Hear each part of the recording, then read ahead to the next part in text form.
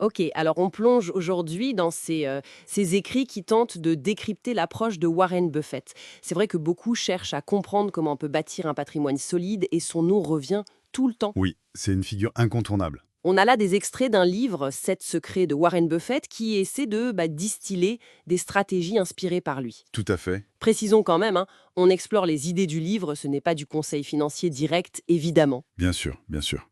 Et ce qui est assez fascinant, je trouve, c'est de voir comment des principes euh, qui peuvent paraître simples finalement, Oui, eh ben, une fois appliqués avec rigueur, avec constance, comme le dit le texte, ils peuvent potentiellement transformer une situation financière. d'accord. Donc notre but aujourd'hui, c'est un peu d'identifier quelques habitudes clés et puis ces principes d'investissement, tels qu'ils sont présentés là, pour mieux saisir cette approche du long terme. Et la première chose qui saute aux yeux dans ces textes, c'est la patience. Vraiment. Ah oui. Il y a cette citation célèbre qu'on lui prête: peu importe le talent ou les efforts, certaines choses prennent du temps. Mhm. Il dit: on ne fait pas un bébé en un mois en mettant 9 femmes enceintes. Bon, l'image est parlante, quoi. La richesse rapide, c'est pas le sujet. C'est ça. C'est un pilier. Et ça se traduit par des habitudes très concrètes. Par exemple, l'épargne systématique. C'est fortement mis en avant. L'épargne d'abord. Oui. Et pas juste comme une contrainte, hein. Les sources le présentent plus comme une philosophie. Euh, Se payer en premier. Se voir comme son propre créancier. Se payer en premier, oui. Le conseiller pratique qui revient, c'est au moins 10% des revenus. Mhm. Et il y a cette petite anecdote du penny ramassé, et c'est Ouais. comme disait, c'est exactement le début de mon prochain milliard. Ça illustre bien cette mentalité que chaque sou compte dans une optique de long terme avec les intérêts composés derrière. Et cette discipline, logiquement, elle s'étend aussi aux dépenses. Et surtout, surtout aux dettes, les textes insistent là-dessus. Énormément. Son aversion pour l'endettement inutile, surtout les gardes de crédit avec des taux Hmm. exorbitants. Exactement. Il y a une citation assez forte qui est reprise: j'ai vu tant de gens échouer à cause de l'alcool et de l'endettement. Ça marque, hein. Oui, c'est direct. Et pour aider à cette discipline, les sources mentionnent même des outils pratiques comme le fameux système des enveloppes. Un grand classique. Le système des enveloppes, oui, pour visualiser. Tout à fait. Mais bon, épargner, éviter les mauvaises dettes. Ça, c'est juste une partie de l'équation, si on suit les textes. Oui, après, il faut bien faire travailler cet argent. Voilà. La question clé abordée ensuite, c'est comment on fait fructifier cette épargne intelligemment. Et là, on touche au cœur de la stratégie décrite. Euh, L'investissement dans la valeur, le value investing. C'est là que ça devient vraiment intéressant, je trouve.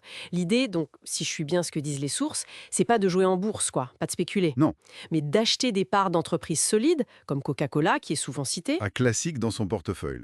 quand leur prix semble raisonnable par rapport à ce qu'elles valent vraiment. On devient un peu propriétaire d'un business qui tourne. C'est exactement ça.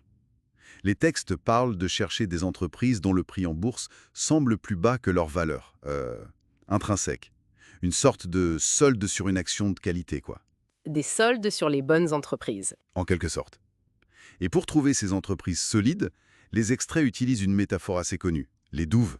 Ah, les douves autour du château. Voilà, ce sont les avantages concurrentiels durables, ce qui protège l'entreprise de la concurrence. Ça peut être une marque hyper forte, comme Coca-Cola justement, Oui. ou alors une structure de coût très basse, un savoir-faire unique.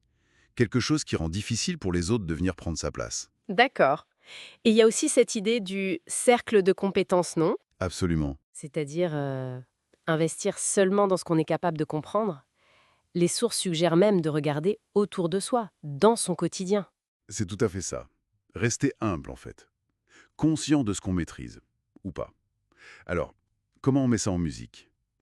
Les extraits proposent un plan d'action assez logique, en étapes. D'accord. Un plan de scie. Oui, les premières étapes sont plutôt défensives. 1. Se rémunérer en premier, donc l'épargner des 10% minimum. 2. Créer un fonds d'urgence, une sécurité.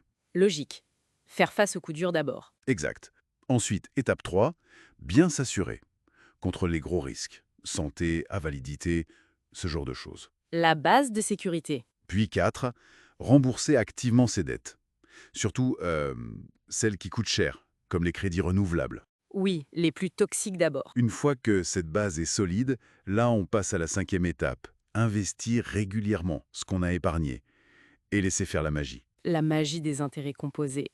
Les sources insistent beaucoup, beaucoup là-dessus. Ah oui? Elles expliquent bien cet effet boule de neige. Le capital de départ grandit, mais les gains eux-mêmes génèrent d'autres gains. C'est une croissance qui s'accélère avec le temps. Précisément, d'où l'importance de la patience et du très long terme, encore une fois. C'est vraiment la combinaison discipline, stratégie sensée, et le temps. Et il y a aussi ces fameuses règles pour gérer le risque, non? Oui, les deux règles d'or. Règle numéro 1, ne perdez jamais d'argent. Règle numéro 2, n'oubliez jamais la règle numéro 1. Simple, mais pas si simple à appliquer, j'imagine. Ça renvoie à l'idée d'acheter de la qualité à bon prix et de diversifier peut-être aussi? Exactement. Ça englobe tout ça. Bon, alors, si on essaye de synthétiser un peu tout ça, qu'est-ce qu'on retient de ces extraits? Une discipline personnelle quasi, Militaire. épargne d'abord, chasse aux dettes chères, Oui, une rigueur de tous les instants. ensuite une approche d'investissement basée sur la valeur réelle, les fameuses douves, Et le cercle de compétences. et par-dessus tout, vraiment, cette patience, cette vision à très très long terme. C'est ça. Et ça soulève une question intéressante, je trouve, qui est un peu inspirée d'une idée évoquée dans les sources. Celle de la fiche d'évaluation interne de Buffett. La fiche d'évaluation interne. C'est-à-dire, au-delà des chiffres, des techniques, la réflexion que ça peut amener, c'est sur quoi on base sa propre mesure de succès en matière financière. Est-ce qu'on se concentre sur ses progrès réels par rapport à ses propres principes, ou est-ce qu'on est trop influencé par le bruit extérieur, la comparaison avec les autres, les modes du moment? Ah, c'est profond ça. Se juger soi-même plutôt que par le regard des autres. Un peu, oui. Définir sa propre boussole interne, finalement. Et peut-être que le vrai voyage y commence juste par faire ce premier pas, même tout petit, dans la direction qu'on s'est fixée.